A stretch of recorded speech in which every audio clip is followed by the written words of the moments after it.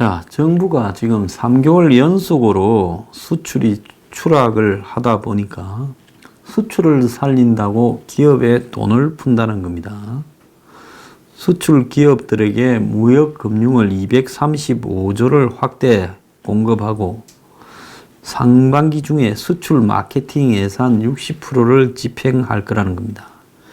이렇게 수출이 둔화돼 가지고 기업들이 지금 자금 유통이 어려워지고 그러다 보니까 또 수출이 더 어려워지는 이런 부분들을 한마디로 정부와 유관기관이 나서 수출 채권 보증을 써서 수출 기업들이 은행에서 곧바로 이 현금화를 하도록 그리고 특별 보증 신설을 한다. 뭐 이런 수출 활력 대책을 이야기를 하는데요. 그런데 우리나라의 수출 하락이 최대 시장이자 수출 품목인 중국의 경기 둔화와 석유 반도체 수요 부진, 가격 하락 등 구조적 요인이 큰데 이런 정책을 해가지고 기본적으로 수출이 안 돼서 발생하는 문제를 해결할 수 있겠느냐? 저는 해결하지 못할 거라고 보고 있습니다. 중국 경기가 살아날리 만무하고 또 자동차, 반도체 등이 세계적으로 경기가 회복될 가능성도 별로 없다라는 겁니다. 자, 지금 한국의 현대경제연구원이 중국이 경기 수축 국면에 진입을 했고 주요국의 경기 둔화 가능성이 커지고 있다고 분석을 했어요.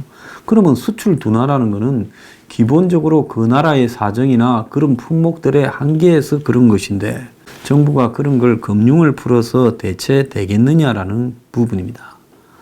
또 미중 무역 분쟁이 한시적으로 소강 상태에 빠졌지만은 해결될 가능성이 근본적으로 있느냐라는 부분에서 근본적인 해결 가능성은 별로 없다고 지금 나오고 있습니다.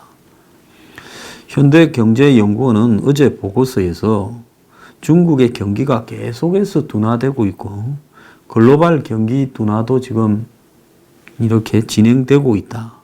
그래서 중국의 경기 선행지수가 2017년 100.6에서 2018년 98.9로 경기가 수축 상태로 지금 접어들고 있다는 것은 거의 확고하다는 겁니다.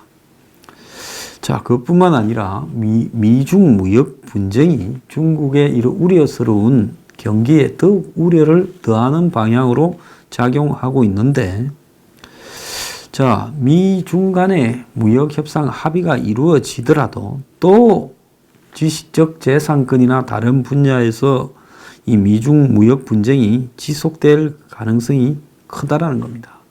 거기에다가 은행은 미국 경기가 1분기 성장이 양호했다 하지만 전반적으로 미국이 지금 경기가 꺼져가고 있습니다.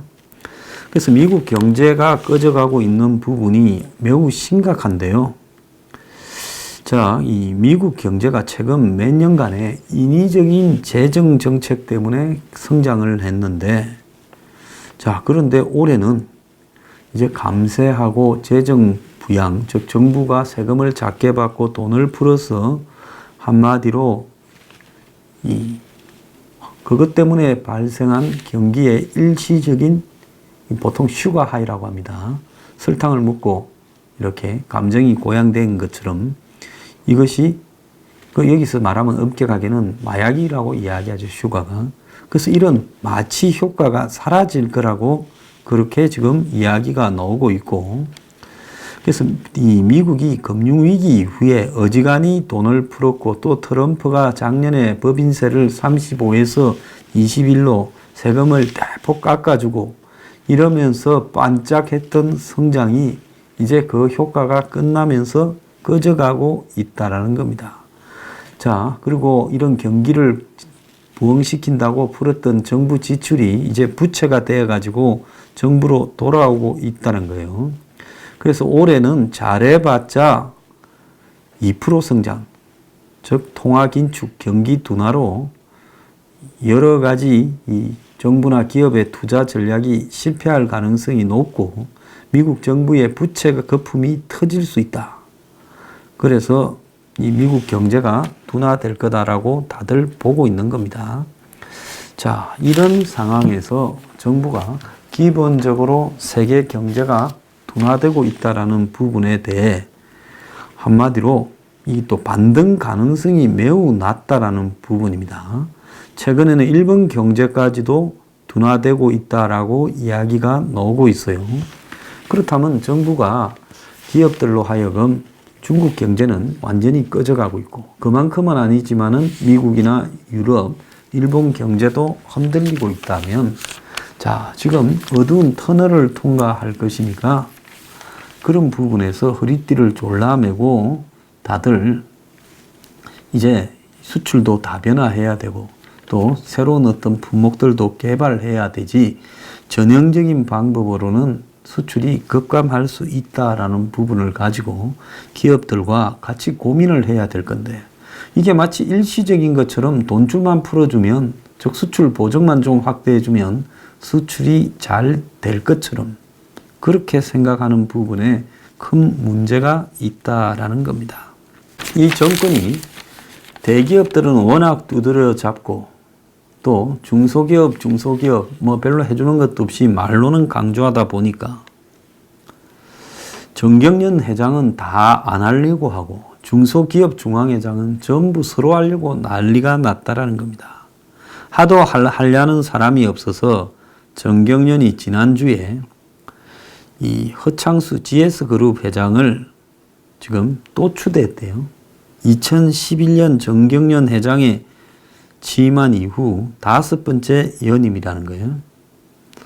아마 이 정경련 회장은 2년씩 하는 모양인데 그래서 이분이 2017년에도 안 하려고 했는데 다 당신해라 해가지고 할 수 없이 했는데 지금 회장하겠다라는 사람이 아무도 없다라는 겁니다. 자, 그런데 중소기업 중앙회 회장은 선거는 지난해부터 7명의 후보가 경쟁을 하다가 상호 비방, 금품, 살포, 정치권 끌어들이기 난리를 치다가 김규문 JST나 회장이 당선됐다고 합니다. 그러니까 이 두 가지가 지금 한국 재계의 현실을 보여준다고 보는데요. 과거에 정경련은 기업과 정부의 대표적 소통 창구였습니다. 재계의 대표 단체죠. 그래 잘 나갈 때 좀 잘해서 일본의 경단련처럼 탄탄하게 자리를 잡아야 됐을 건데 그러지 않고 정경유착이나 하고 쓸데없는 짓거리 돈이나 여기저기 꼽아서 보수 타락시키고 하다가 문 정권 만나서 정경련이 초토화되고 있지요. 자, 국정농단 사태 때 정경련이 그 부회장, 상금 부회장인가 하는 사람이 그 장난친 이야기들이 많이 나오지 않았습니까? 저는요, 이런 재계가 정경련 같은 이런 경제단체가 자신들을 이익을 위해서 자유시장 경제에 운운하면서 보수단체 개별적으로 돈 뿌리는 거 반대합니다. 그런다고 보수단체가 자생력이 강화되는 것도 아니고요. 먹고 살만해지는 것도 아니고 결국은 보수의 올바른 가치를 그런 경제단체들한테 돈을 받고 이러다 보면 한마디로 재벌지향적으로 잡게 되는 거죠. 보수의 가치가 재벌지향하고는 관계가 있는 건 아니잖아요. 보수의 가치는 기업들의 경제활동을 탈법이 없는 한 이렇게 제대로 보장하고 그렇지만은 기업도 법을 준수하면서 성장을 하도록 그리고 일부러 기업을 괴롭히지 않도록 그리고 이 민노총 같은 저런 노조들에 대해서 정권이 제대로 좀 정리를 하는 거 이런 게 제대로 된 보수의 가치지요.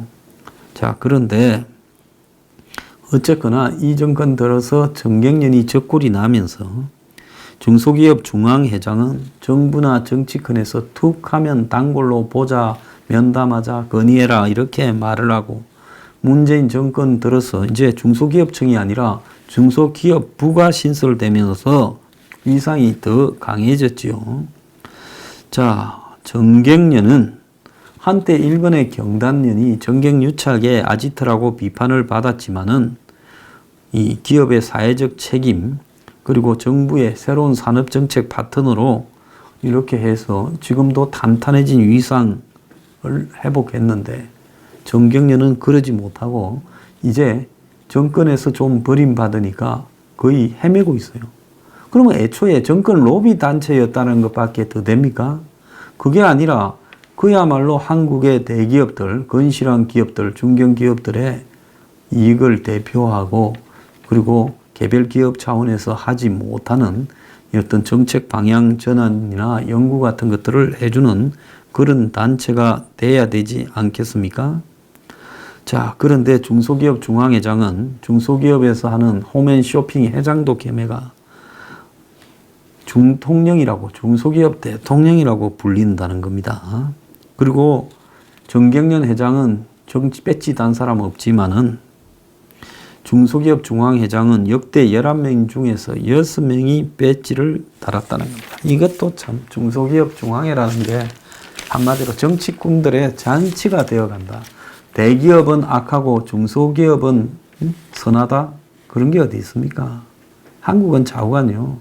뭐든지 기회가 있을 때는 과도하게 이익을 눈을 딱 감고 추구하고 그러다가 정경유착이나 부패를 낳고 그 다음에 한마디로 이제 기회가 안 좋을 때는 그야말로 영 그냥 맛이 가버리는 이런 양상으로 단체들이 가고 있습니다. 전 제대로 된 단체가 아니죠. 돈 버는 기업끼리 모인 단체가 저런 식으로 흘러가서야 되겠습니까? 정말 한심하다고 봅니다. 자, 은퇴를 앞둔 50대의 가처분 소득이 2008년 이후에 최대 폭으로 감소했다는 겁니다. 자, 50대라면 제가 이제 올해 한국 나이로 56이니까 대표적인 은퇴 앞둔 50대라고 하는 범주에 들어갈 건데 이 나이쯤 되면 돈 쓸 일이 많아집니다. 그런데 쓸 수 있는 돈이 금융위기 이후에 가장 많이 줄어들었다는 겁니다. 자, 가족의 생계를 책임지는 50대 가구주가 지금 통계청에 따르면 지난해 4분기 50대 가구주의 가계가 명목 월 평균 가처분 소득이 2인 이상 전국 그 가구 412만 원으로 1년 전보다 2.4% 10만 2천 원이 줄었다고 합니다. 그러니까 글로벌 금융위기 당시인 2009년 2분기 이후에 제일 큰 감소라고 하는 거예요. 자, 지난해 4분기 전체 가구의 가처분 소득 증가율은 2.1%로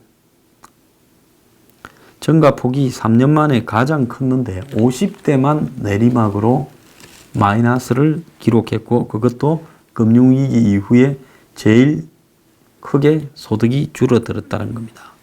자, 가처분 소득이라는 것은 실제로 내가 버린 돈 중에서 세금 내고 이자, 그 다음에 연금 이런 거 다 비소비 지출을 제외해서 자유롭게 쓸 수 있는 돈을 그걸 가처분 소득이라고 합니다. 이게 줄었다는 것은 가정에서 소비할 여력이 그만큼 줄어들었다는 거죠. 자, 이렇게 된 원인 중에는 중장년층에게 지금 취업할 수 있는 기회가, 고용 기회가 줄어들어 버렸다는 겁니다. 가구주의 취업 감소율이 60대에 이어서 두 번째로 컸다는 겁니다. 그 다음에 비소비 지출, 즉 아까 말한 이 세금, 이자, 연금 등도 125만 8천 원으로 1년 전보다 15.5%나 늘어났어요. 자, 문정권 들어와 가지고 한마디로 세금, 연금, 무슨 보험료, 이자 이런 거 엄청 늘어났습니다.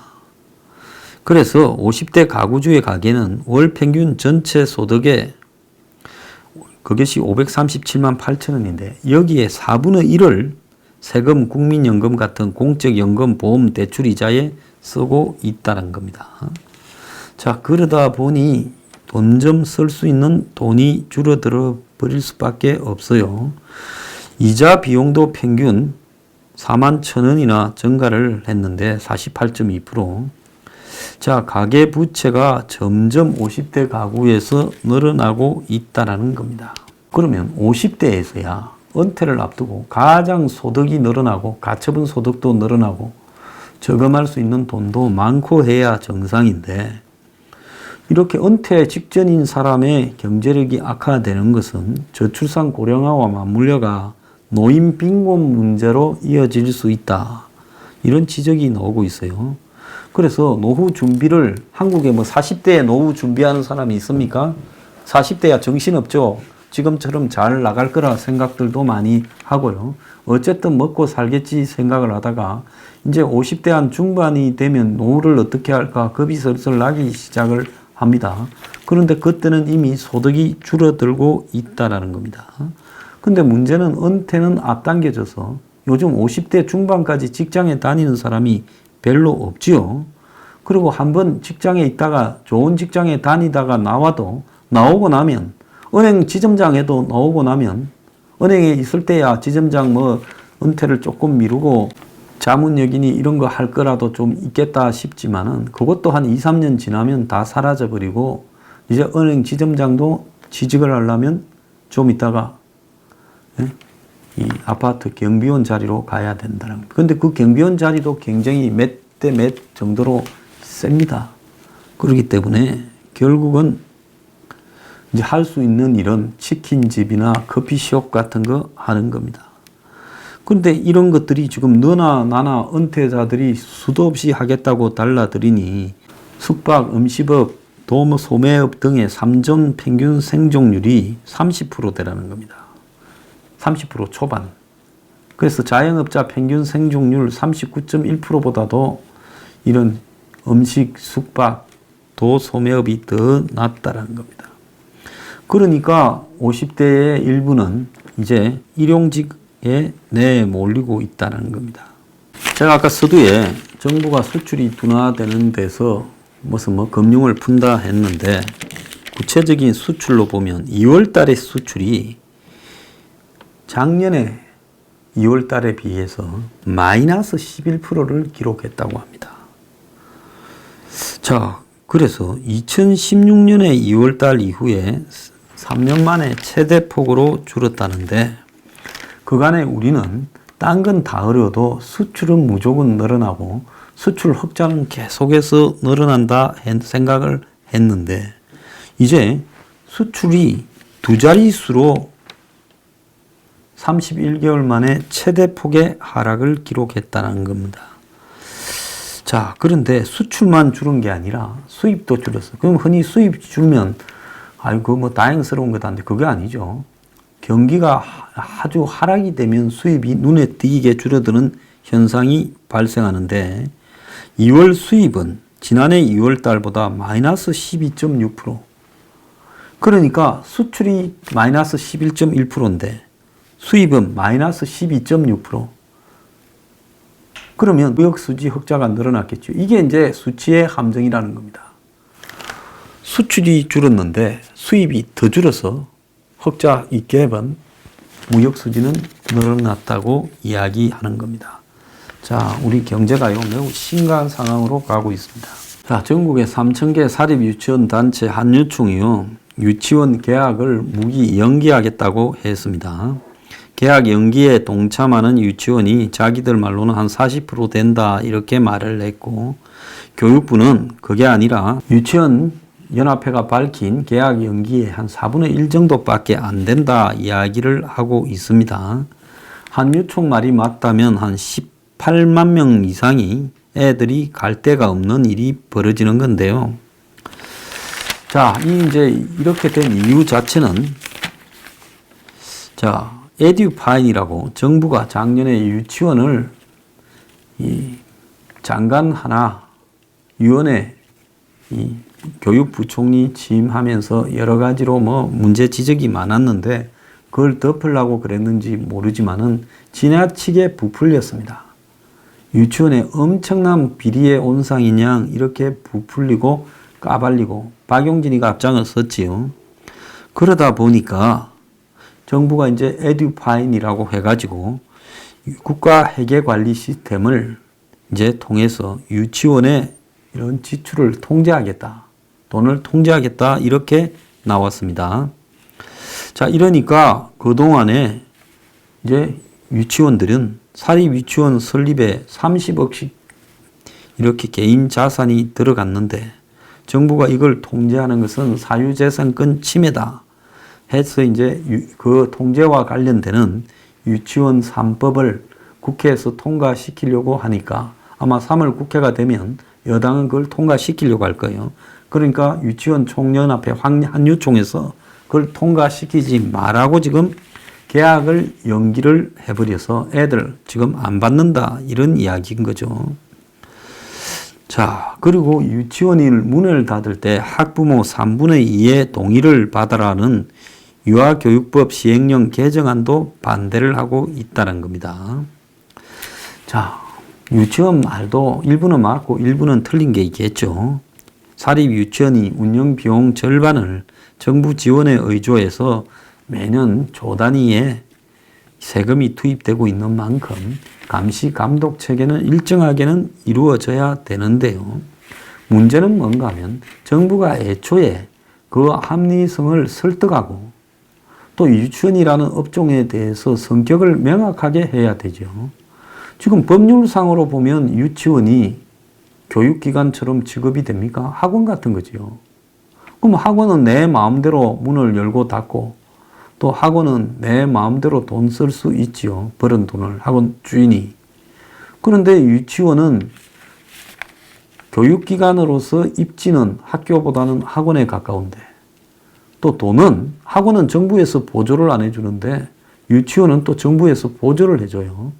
그렇기 때문에 이 사립 유치원의 성격에 대해서 정부가 일찌감치 정부 보조금이 들어가면 성격에 대해서 명확하게 보조금을 받을 때 처음 돈을 주기 시작할 때 성격을 규정해서 교육기관이라고 하고 이렇게 했어야 되는데 돈은 주면서 학원처럼 취급해 오다가 이제서 한꺼번에 이 문제를 정리하려니까 발생하는 문제들이라고 보고 있습니다. 지난해 이런 문제가 있다 하더라도 정부가 이런 문제들을 개선해 나가는 안을 만들고 유치원 측과 대화를 해서 해결을 하자 이렇게 갔어야지.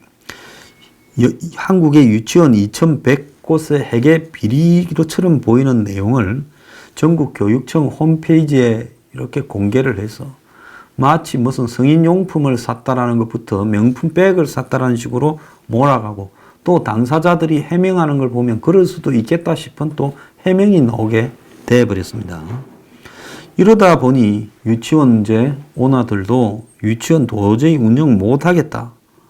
그리고 일부는 폐업을 하고 일부는 신입 원화 모집을 갖다가 보류를 하면서 지금 이런 사태가 벌어진 겁니다. 내 돈 내서 내 돈으로 개인 재산으로 건물 짓고 이렇게 사립 유치원을 운영하는데 근데 국가가 어느 순간부터 그 유치원에 깊숙이 개입을 했고 그렇기 때문에 이 문제를 어떻게 해결해 가는가 하는 부분이 크게 어려운 것도 없어요. 자, 과거에 그런 법률 미비했고 그걸 그런 상태로 개인 재산 부분을 정부가 또 돈을 보조해 주면서 명확하게 서로의 관계를 정립하지 못한 것은 정부의 책임이 있다.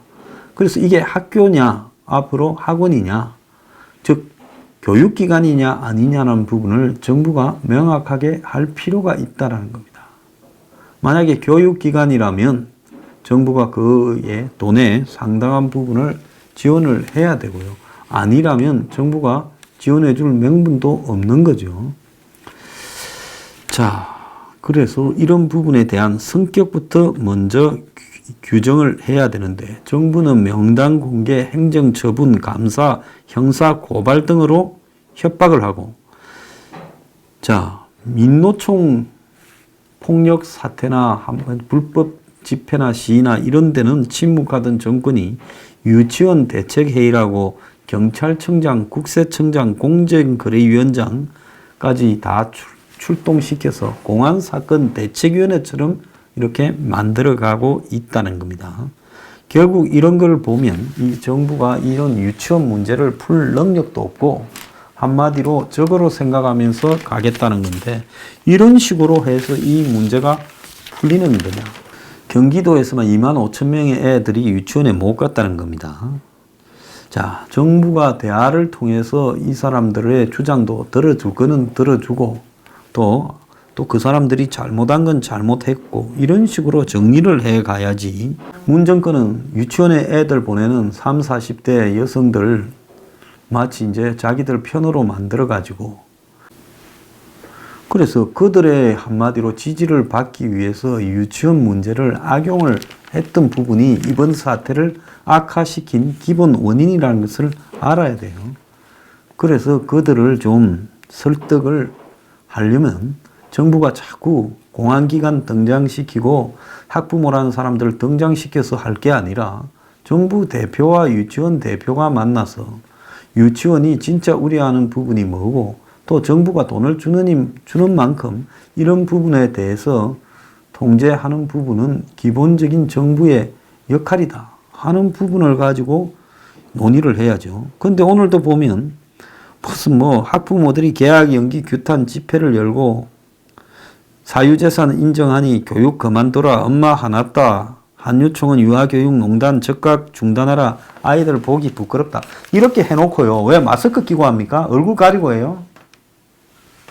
이런 식으로 끼어들면 이것도 이 사람들 기본적으로 문정권 척에 서서 내 새끼들 정부가 잘 하는데 너네 부패한 유치원들이 왜 간섭하냐 이렇게 놓으면요. 이 문제 답이 안 나오는 거예요. 정부가 자꾸 그런 식으로 몰아가면서 이 문제를 지금 더 꼬고 있다는 겁니다. 자, 가장 좋은 것은 정부가 공설 유치원, 병설 유치원 많이 만들고 유치원 주인들한테 유치원 사면 될 거 아니에요. 그 한유총은 전부 정부에 팔겠다고. 그동안 감가상각하고 이런 거 다 빼고 계산해서 팔겠다고 나오고. 그게 깔끔한 거 아닙니까? 아니 솔직히 문 닫을 자유는 보장해 줘야지요. 욕은 욕대로 다 하면서 문도 못 닫게 하면 어떡합니까? 이 나라에 30, 40대 여성만 사는 나라입니까? 이런 문제에서요. 굉장히 복합적인 문제가 서로 뒤섞여 있는 거예요. 그동안에 좌파 우파 정권을 막론하고 애들 학교 유치원 다니는 문제에 대해서 그야말로 사립업자들한테 맡겨놓고 팽개쳐놓고 있다가 이제 와서 이걸 한꺼번에 바로 잡으려니까 바로 잡힙니까? 그것도 정치적인 의견은 빼고 바로 문제만을 놓고 정리를 했어야지. 온갖 그냥 폭로부터 시작해서 도둑놈이라고 때리 잡아놓고 그리고 이 문제를 해결이 됩니까? 그러니까 학부모들이요. 문정권 편들 게 아니라 이 문제에서는 좀 빠져 있고요. 유치원과 정부가 우선 대화를 하는 것이 원칙이다 이렇게 봅니다.